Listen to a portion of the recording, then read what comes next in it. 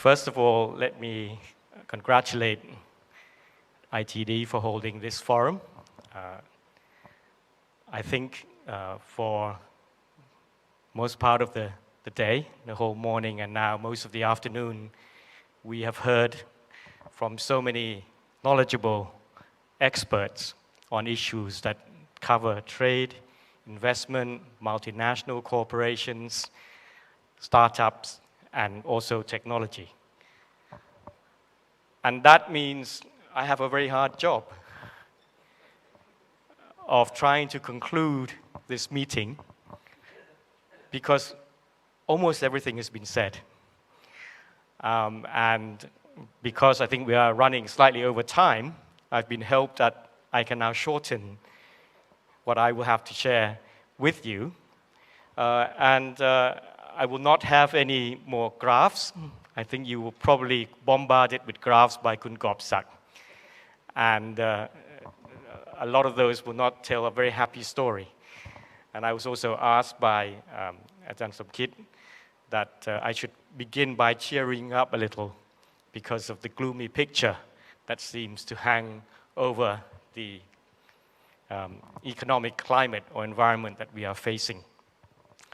But the topic that I've been given is the future is now. So I'll do something slightly odd by talking about the past first.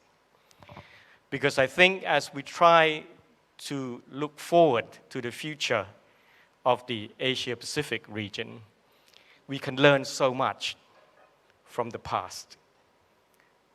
And we have to draw some of the key lessons in order to be able to reach our potential, which you've heard so much about this afternoon, about what technology promises and can bring in terms of prosperity and in terms of growth. And I would just begin by saying that towards the end of the last century, as a student, subsequently as a lecturer, and then moving into politics, everybody was saying that this century would be the Asia-Pacific century. And if many of you can recall, it started, of course, with the rise of economies like Japan, and then the newly industrialized economies. The World Bank, sometimes I think during the 90s, dubbed the phenomenon an East Asia miracle. That somehow this region was growing fast and enjoys stability. And then in 1997, we had a financial crisis.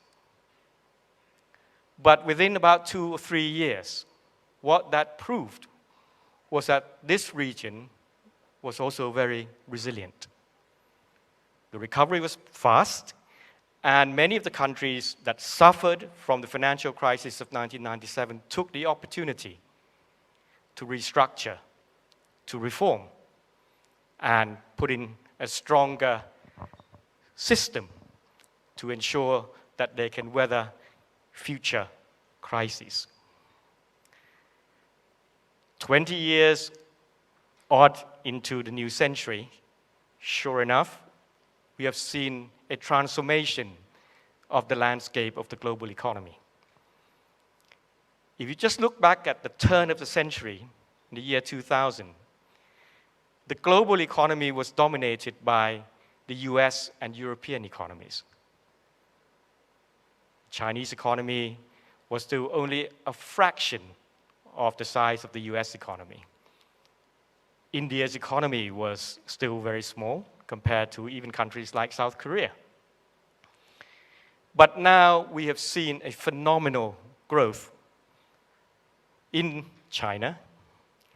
We have seen an unprecedented rate of people being lifted out of poverty.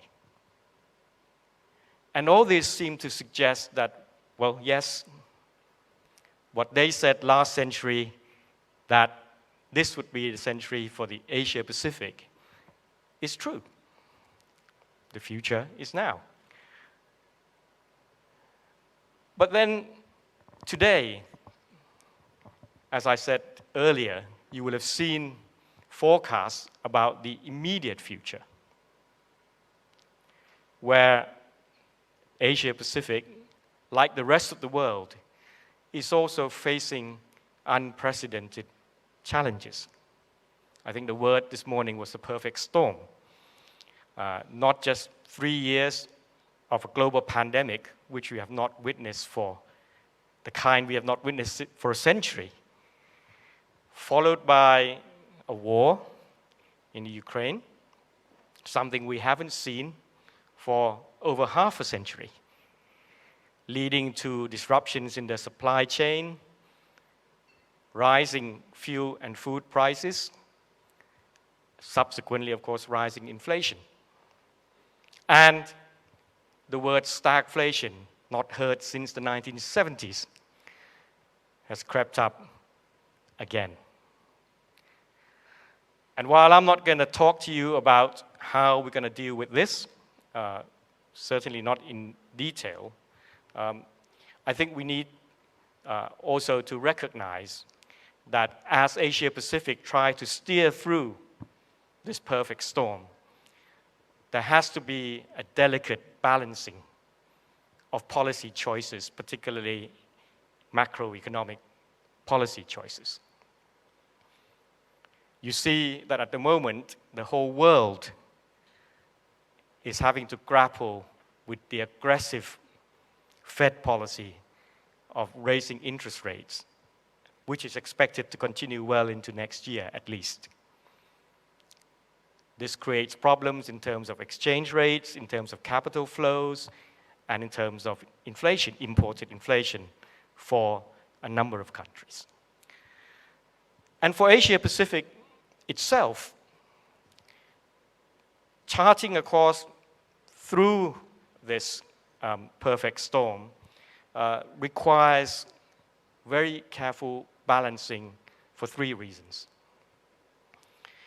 The first is that Asia Pacific has grown in the past on the back of a strong global economy, because most of our economies are open.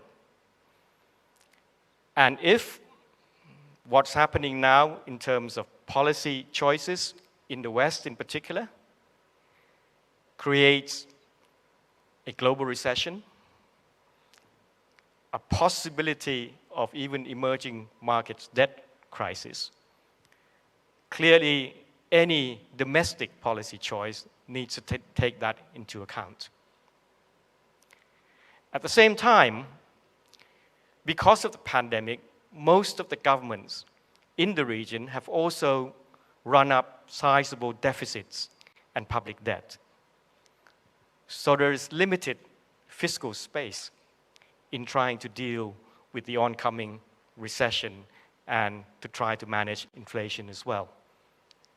And because of the suffering of the people from rising food and fuel prices, most governments in the region have now actively intervened in the food and energy markets, which lead to distortions.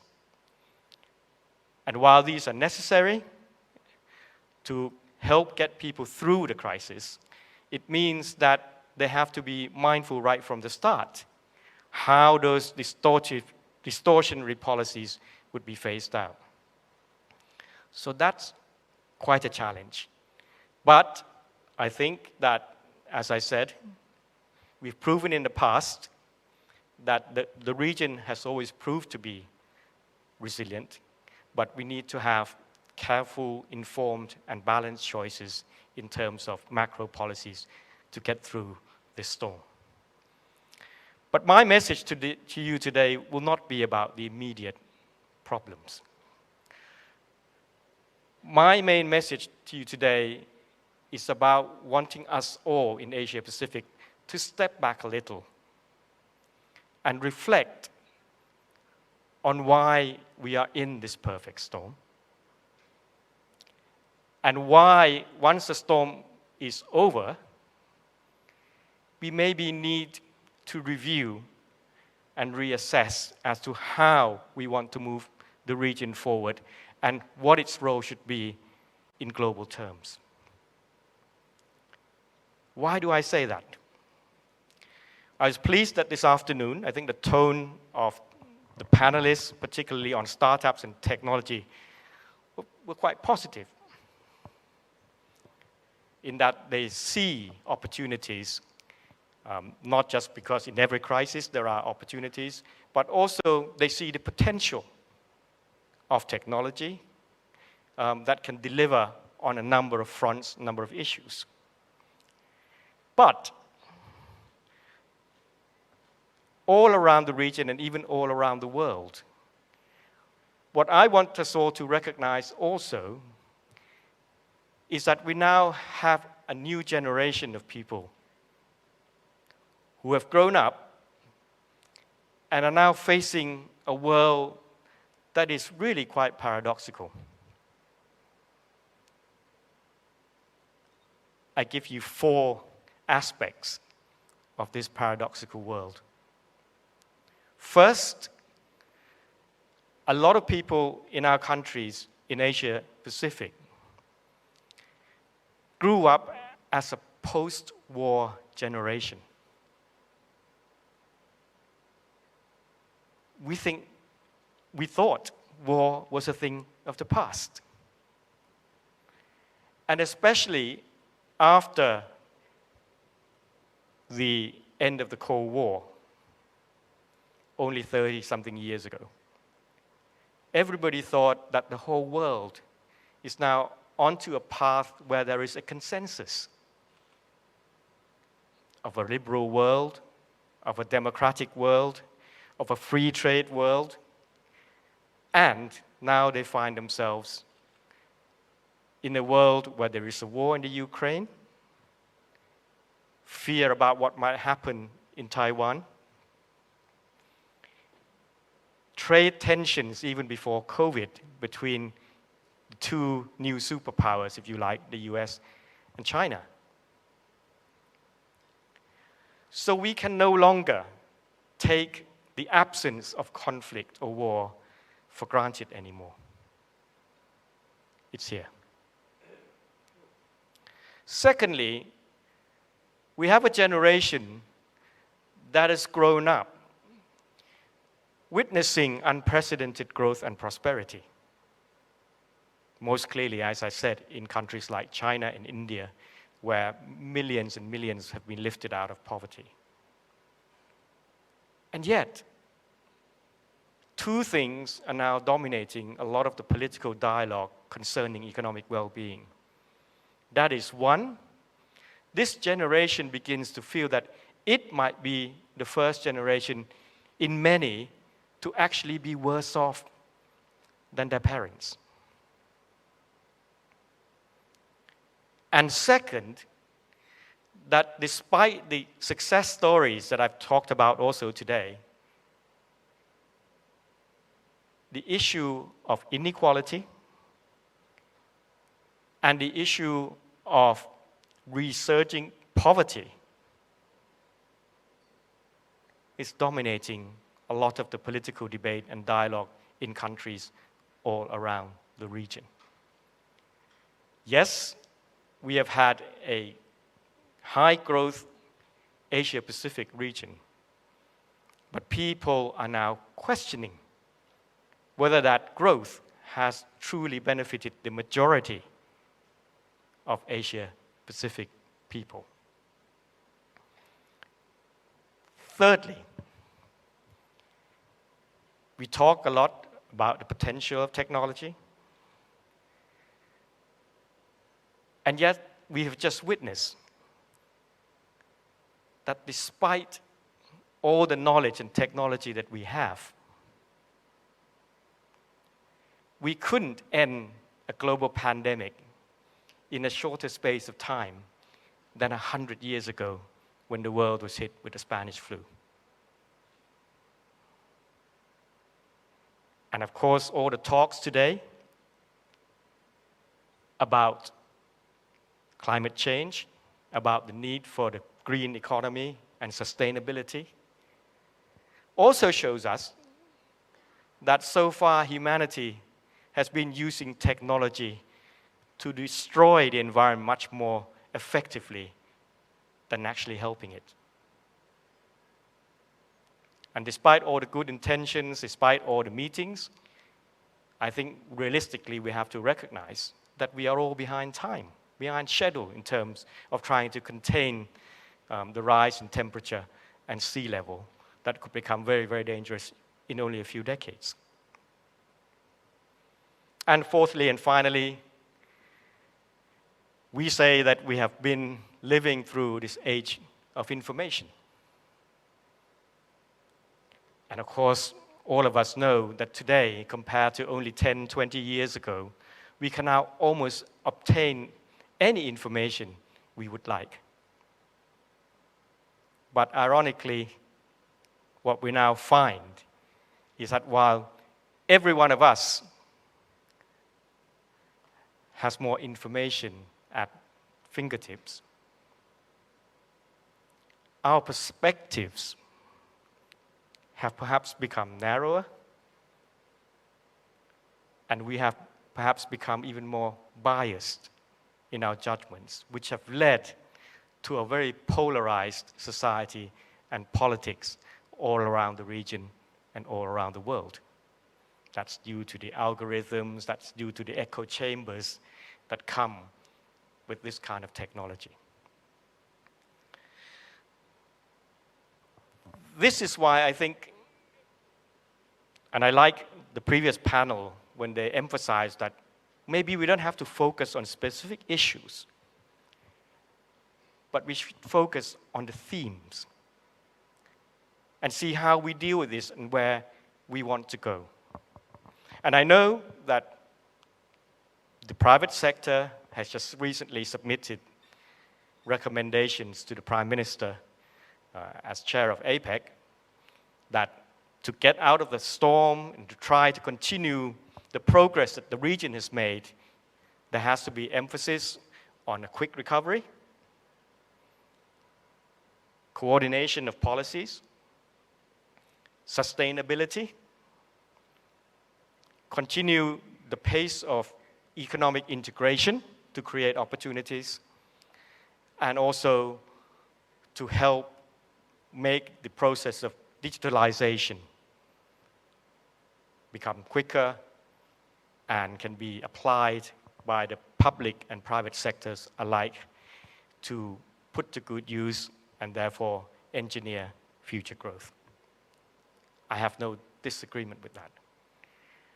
But what I just talked about in terms of those paradoxes, I want us to also perhaps probe a little deeper. That Asia Pacific has enjoyed tremendous success over the last 2-3 decades because of openness, because of dynamism, and because there were no ideological conflicts. And when these factors are no longer there, despite all our knowledge about what we need to do technically, direction we want to go, will we be able to deliver? So I put these thoughts to you, that when we step back and we want to look forward, there are things that I think we have to conclude about our experience with globalization and what's been driving the growth of the region over the last 2 to 3 decades. And the first is this. While all our lives today have become globalized, global governance has not been able to keep pace with globalization. This is why we're in so many messes that we're in. 3 years ago, we have a World Health Organization that declares COVID a global pandemic. Not just a pandemic, a global pandemic. 3 years on, we never had a global or coordinated solutions to deal with the pandemic. Lockdowns are decided by individual governments at different times. That's why the virus keeps moving from one continent to another to find its new epicenter. Just imagine if we had a good system of global governance and there was a concerted approach, say a lockdown maybe 2 years ago.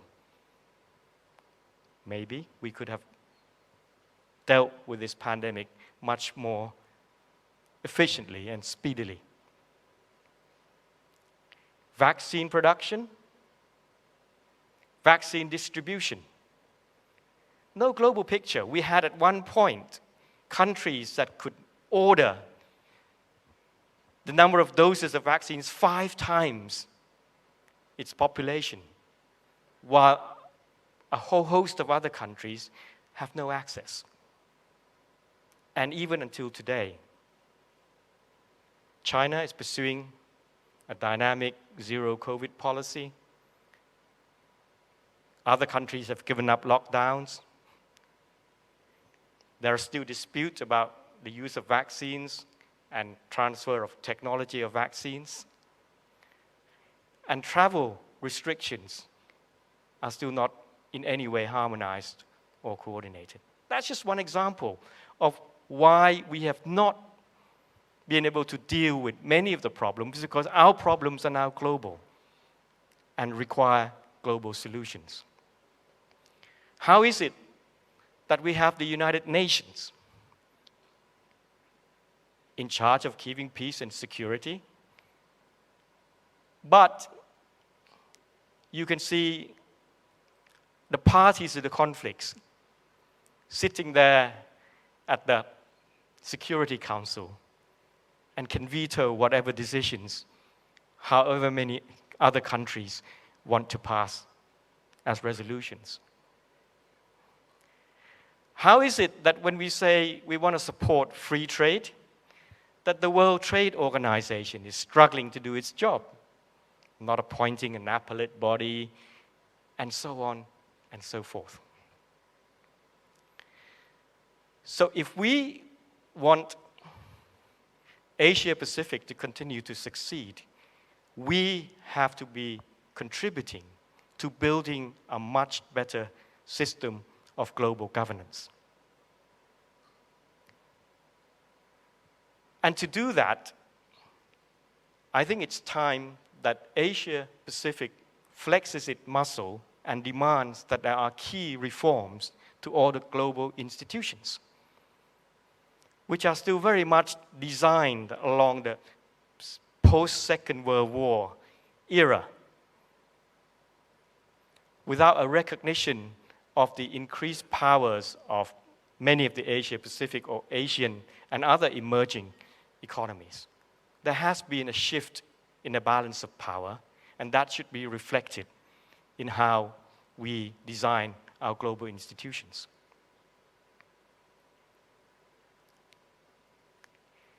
There has to be reform. There has to be a rethink of many of the rules. You know, I could get technical and talk about even issues like intellectual property rights, patents, and so on, supposedly there to provide incentives for innovation, but increasingly have become abused to block innovations and often sometimes create rents or monopolistic gains only for the few. You see, COVAX and what AstraZeneca tried to do in terms of getting research money from the public sector and then selling the vaccine at cost did not become mainstream. But should it, if we really want to advance the well-being of people in the emerging markets world, in regions like the Asia Pacific. So the first thing we need to do is that we need to flex our muscles to get these institutions and organizations reformed to reflect the new realities, the changes, the progress that we have made many, many decades now. Secondly, international groupings, regional groupings, need to step up in two aspects. The first is that there is now a confusion of groups, of trade deals happening. I mean, I can challenge all of you here. Can you name all the organizations and trade deals that are now in the region? Can you explain why some countries are in APEC and some countries aren't? Can you distinguish between the CPTPP and the free trade for the Asia Pacific that is now trying to take shape? And what does it have to do with the RCEP? I'm not pretending that we could somehow consolidate or integrate all these agreements. But what we need to do is to make sure that we support globalism and multilateralism in a more systematic way. You know, some of the choices about who's in, say, the CPTPP was very much motivated by political motives, not economic ones, and so on. And what all these groupings need to do is that they need to play a role of a grouping that practices open regionalism. Not one where we feel that if there is an Asia-Pacific community, or if there is a European community, then somehow we are trying to, as a group, give benefits to each other and somehow keep others out. You see, ASEAN have always tried to practice open regionalism. We always have the reaching out for the ASEAN plus 3, ASEAN plus 6. We were able to expand the East Asia Summit that now includes both the United States and also Russia, not to mention that China, Japan, Korea, and Australia are also part of this. And that's how RCEP took shape. But then we need to do much more, because these groupings should also now play an active role in building trust when there is tension among the big powers. ASEAN often boasts of this concept called ASEAN centrality, that any architecture, any platform, ASEAN will provide the centrality. Well, it needs to be proactive now. If the US and China cannot agree on so many things, aren't they both part of the East Asia Summit? Is that not what ASEAN centrality is supposed to deliver? In being there to soften the tension and to start building trust, the way ASEAN has served many of the security issues through the ASEAN Regional Forum and so on. But we need to step up. And we should urge all other groupings to step up as well. So that's the first lesson from globalization, that we need to fix the system of global governance. The second, only two, so I won't take too long. The second lesson is that we have also now learned what markets and integration and globalization cannot deliver. And that is fairness and equity. For any economist, that should have been an easy lesson we learned long ago. That yes, free trade, open markets can deliver efficiency, economic efficiency, but it has no promises about distribution. But we now live in a world where, as an economist, I find quite alarming that most policymakers still operate economic policies and take economic decisions as if we have a perfectly competitive economy. We are obviously, clearly, ordinary people can see that we are far from that. I'm not just talking about, the energy sector where, people have been used to the idea of monopolies. That's why state enterprises were created. But you look at the issue like retailing, online or offline. The people who are there first, the people who have the networks, have incredible advantages and can extract most of the value as the economic chain of activities go through their network. And we have to be scared about technology in terms of delivering fairness, because whoever has big data, whoever owns the network, whoever has that platform that has the first mover advantage, could almost extract all of the values. You shouldn't be blaming the players in the private sector, but you should now be asking your governments how they are going to deal with this to ensure that the SMEs, the startups, can truly benefit from their creative ideas, from their innovations, without losing the values that they created simply to the owners of the platforms and the networks.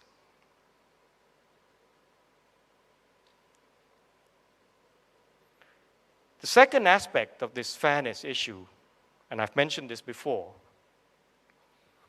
that inequality is now dominating much of the political debate and dialogue. It is clear that 3-4 decades of growth that we've enjoyed has exacerbated the problem of inequality. And this is done through so many channels. For instance, the bargaining power of the owners of capital against workers, because capital owners can always threaten to go somewhere else if labor is demanding more of its share. This is because governments compete to try to lure investment and they lower taxes. What they end up doing is that they are no more at an advantageous position, because everybody does the same. All that happens is all the governments lose revenues.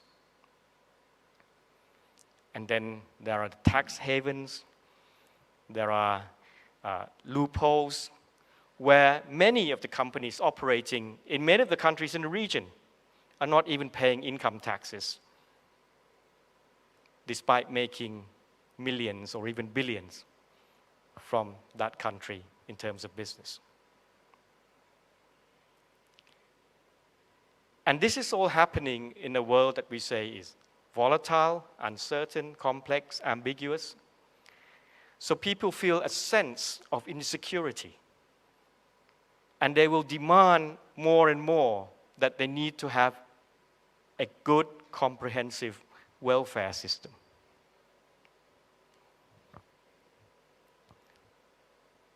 A system that not only helps them when they're down, but that added security will actually help empower them to take risk, to start new business, to engage in useful social activities, and so on.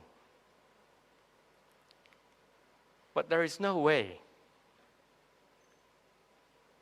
that you can build up a good, comprehensive welfare system if the government is not collecting enough revenues.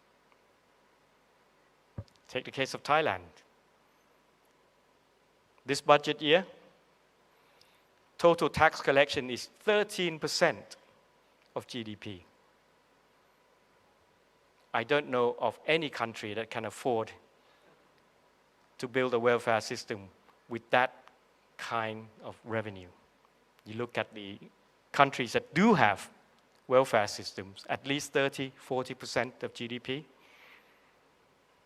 would be collected in taxes and revenues for the government to finance all this. So if those are the lessons, on the one hand, we need to reform global governance, and on the other, we need to recognize the shortfalls of markets and therefore be more aware of the social dimensions of our economic choices. I think this is what will determine the future of the region.